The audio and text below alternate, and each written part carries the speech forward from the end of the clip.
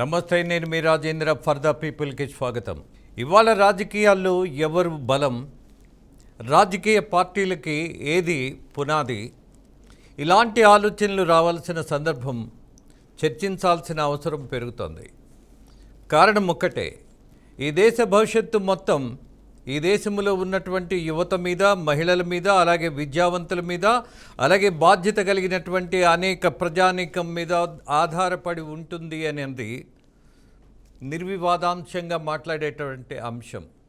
కానీ ప్రాక్టికల్గా వచ్చేసరికి డిసైడింగ్ ఫ్యాక్టర్ ఎవరైతే ఉంటున్నారో 5 or 6% వరకు, వీళ్ళ మూలాన ఒక ప్రమాదం జరుగుతూ ఉంటుంది. అప్పుడప్పుడు వాళ్ళు దేనికి లొంగిపోతారో, లేదు దేన్ని ఒక భావావేశంతో మూర్ఖంగా ఓటేసే ప్రమాదం ఉంటుందో, వీటి వలన జరుగుతున్నటువంటి ప్రమాదం మనం గమనిస్తున్నప్పుడు పార్టీలకు అసలు బలం ఏంటి? సిద్ధాంతమా, కార్యకర్తల, అందులో ఉన్నటువంటి నాయకుల, అలాగే ఆ నాయకులు ఆచరిస్తున్నటువంటి అద్భుతమైనటువంటి ఒక ప్రవర్తన నియమావళి, లేదు ఆదర్శమా, వాళ్ళు చేసిన ఉద్యమాల? ఇలాంటి ప్రశ్నలు మనం వేసుకుంటున్నప్పుడు ఏ పార్టీకైనా బలం ముందు కార్యకర్తలు అన్నది నిర్వివాదాంశం. వాళ్ళు నమ్ముకున్న సిద్ధాంతం ఉన్నదా లేదా అన్నదానికంటే కూడా కనెక్ట్ అయిన తర్వాత, ఇది నా సొంత కుటుంబం కంటే ఎక్కువ అని భావించినటువంటి రాజకీయ నాయకులు ఉన్నారు, కార్యకర్తలు ఉన్నారు, యువత ఉన్నారు, మహిళలు ఉన్నారు. ఏ పార్టీని తీసుకున్న బలం ఏంటి అని అంటే, ఆ పార్టీకి ఉన్నటువంటి ఆచరణ బలం అంటాను, ఆ పార్టీకి ఉన్నటువంటి కమిట్మెంట్ అంటాను. వీటన్నిటిని మించి ఇవాళ రాజకీయాల్లో కేవలం కమిట్మెంటు, అలాగే ఒక డిసిప్లైను, ఇవన్నీ ఉంటే సరిపోతుందా అని అంటే, కొన్ని పార్టీల తీరు చూసినప్పుడు వీటన్నిటికంటే కూడా ధనబలం, కులబలం, అలాగే వాళ్ళకున్నటువంటి మదం, ఇవి కూడా ప్లస్ అవుతున్నాయి. ఇవి కూడా రాజకీయాల్లో డామినేటింగ్ ఫ్యాక్టర్స్గా మారుతున్నాయి. డబ్బుంటే చాలు ఎలా అయినా గెలవచ్చు అన్నటువంటి నమ్మకం ఇవాళ రాజకీయాల్లో కనిపిస్తున్నటువంటి దశ. అలాగే కులం ఉంటే చాలు మనము ఆధిపత్యంతో కొంతమందిని లొంగ తీసుకోవటం, అది డబ్బుతోనో లేదా భయంతోనో లేదా మోసంతోనో ఏదో ఒక రకంగా వీళ్ళని మనము లొంగ తీసుకోవచ్చు అన్నటువంటి ఒక పద్ధతిలో కొన్ని రాజకీయ పార్టీలు ఉన్నాయి. మరొకటి, పార్టీ స్థాపించిందే మేము జనం కోసం, జనాలకు సేవ చేయటం కోసం అన్నటువంటి కొన్ని పార్టీలు ఉన్నాయి. అలాగే ఫర్ ఎగ్జాంపుల్, జయప్రకాష్ నారాయణ ఒక పార్టీని స్థాపించి దాని ద్వారా కొంత మార్పును తీసుకురాగలను, అలాగే యువతను, మహిళలను, విద్యావంతులను కలుపుకొని వెళ్ళగలను అన్నటువంటి ఒక నిర్ణయం తీసుకొని ఆయన పార్టీని పెట్టి, ఆ పార్టీ తరపునే ఆయన అతి కష్టం మీద ఎమ్మెల్యేగా గెలిచినటువంటి పరిస్థితి. మాజీ ఐఏఎస్ ఆఫీసర్ జయప్రకాష్ నారాయణ, ఆయన అనుభవం చూద్దాం. ఆయన అనుకున్నటువంటి ఆదర్శం కుదిరిందా? చేయగలిగారా? నథింగ్, కుదరలా. ఇక్కడ సిద్ధాంతం పనిచేయలా. అలాగే ప్రజారాజ్యం తీసుకొచ్చింది ఒక సినిమా నటుడు అన్నదానికంటే కూడా ఒక జనబాహుళ్యంలో ఒక సామాజిక వర్గం ఇప్పటి వరకు వెనక్కు నెట్టబడింది, అలాగే తొక్కేయబడింది అన్నటువంటి ఒక వాదంతో దాన్ని బేస్ చేసుకొని ప్రజారాజ్యం పేరుతోటి పార్టీ పెట్టి, అలాగే అందరినీ కలుపుకోవాలి అన్నటువంటి ప్రయత్నం చేస్తూ కొన్ని సిద్ధాంతాలను ప్రతిపాదించి, అందులో పవన్ కళ్యాణ్ లాంటి యువ నాయకుడు కూడా ఒక బాధ్యత తీసుకొని ఆ పార్టీని నడిపించి, అలాగే ఎన్నికలలో పోటీ చేసి ఐ థింక్ 18 ఎమ్మెల్యే సీట్లను సాధించినటువంటి పరిస్థితి కూడా ఉండి, ఇక మనం నడపలేము, మనం గెలవలేము, మనం కాంప్రమైజ్ అవ్వాలి అన్నటువంటి దశలో గెలిచినటువంటి ఎమ్మెల్యేలను అందరినీ తీసుకొని వెళ్ళి కాంగ్రెస్ పార్టీలో చేర్చడం జరిగింది. మరి ఇక్కడ సిద్ధాంతం పనిచేయలేదా? ఇక్కడ కార్యకర్తలు నిలబడలేదా? ఇక్కడ నమ్మిన వాళ్ళు మరి సరైనటువంటి స్ట్రాటజీ లేక ఓడిపోయారా?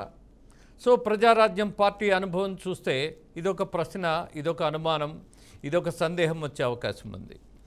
దాని తర్వాత మళ్ళీ పవన్ కళ్యాణ్ మరో ప్రయత్నం, జనసేన. పేరు చాలా బాగుంది, పార్టీ సిద్ధాంతాలు అద్భుతంగా ఉన్నాయి, కానీ ఒక్క సీటు కూడా గెలవలేకపోయారు. అంటే మరి ఇక్కడ సిద్ధాంత బలం బలహీనంగా ఉందా? నాయకుల యొక్క తీరు బాగోలేదా? అవినీతి పరులు ఈ పార్టీ నుంచి ఏదైనా నిలబడి ఓడిపోయారా? లేదు జనబాహుళ్యంలోకి వెళ్ళి చెప్పినటువంటి సిద్ధాంతాన్ని నమ్మించుకోలేకపోయారా? ఒక్కళ్ళు కూడా ఈవెన్ ఆ పార్టీని స్థాపించినటువంటి పవన్ కళ్యాణ్ కూడా గెలవలేనటువంటి దుర్వ్యవస్థ ఎందుకున్నది? సో ఇక్కడ బలమేంటి అని అంటే, for example you take Telugu Desam party. ఇవాల్టికి కూడా వాళ్ళకున్నటువంటి బలం ఏంటి అని అంటే, సిద్ధాంతం కంటే కూడా నమ్మినటువంటి కార్యకర్తలు ఉన్నారు. మరి వైసీపీకి లేరా? ఆ ప్రశ్న తర్వాత దానికి సమాధానం వెతుకుదాం. ఇవాళ పార్టీ క్యాడర్ అనేది బలంగా నమ్మినటువంటి సిద్ధాంతం కంటే కూడా కనెక్ట్ అయినటువంటి పార్టీ. ఈ పార్టీ మాది అన్నటువంటి ఒక జనబాహుళ్యంలో వచ్చినటువంటి నమ్మకం, సెంటిమెంట్. ఆ పార్టీ పట్టించుకున్నా పట్టించుకోకపోయినా సరే ఆ పార్టీ తరపున తిరగబడినటువంటి, అలాగే ఒక పోరాటం చేసినటువంటిది, ఒత్తిడి మధ్య కూడా పార్టీని వీడనటువంటి తత్వం టీడీపీకి ఉన్నటువంటి మొట్టమొదటి బలం. మరి మిగతా పార్టీలకు లేరా అని అంటే, వ్యవస్థాగతమైనటువంటి పార్టీకి వ్యవస్థాగతమైనటువంటి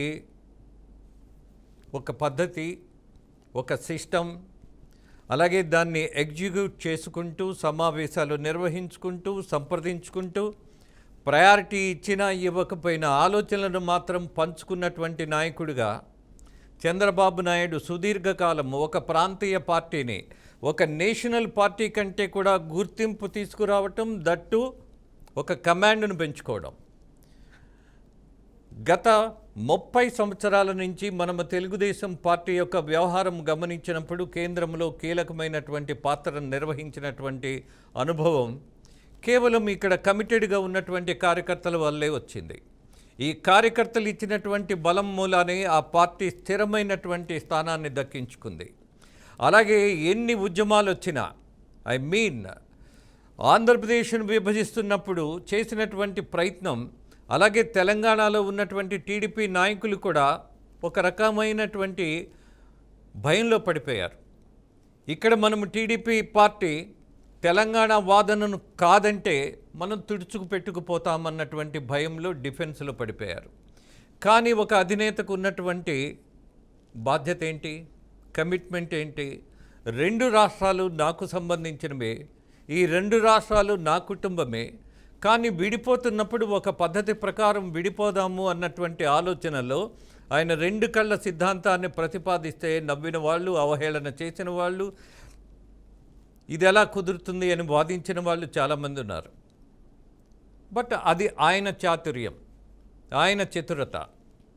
ఫైన్, తెలంగాణలో బలహీన పడిపోతున్నామన్నా సరే, బలహీన పడతామని మనకి కళ్ళకు కనపడినా సరే, చెక్కు చెదరని ఆలోచన తీరుతోటి ఒక నాయకుడు ముందుకెళ్ళబట్టి ఇవాళ ఆంధ్రప్రదేశ్లో మిగిలిన పరిస్థితి లేదు అని అనుకుంటే, ఇవాళ తెలుగుదేశం పార్టీ యొక్క భవిష్యత్తు ఏమై ఉండేదో అందరికీ తెలిసిన అంశమే. నేను ప్రత్యేకించి చెప్పాల్సిన పని లేదు.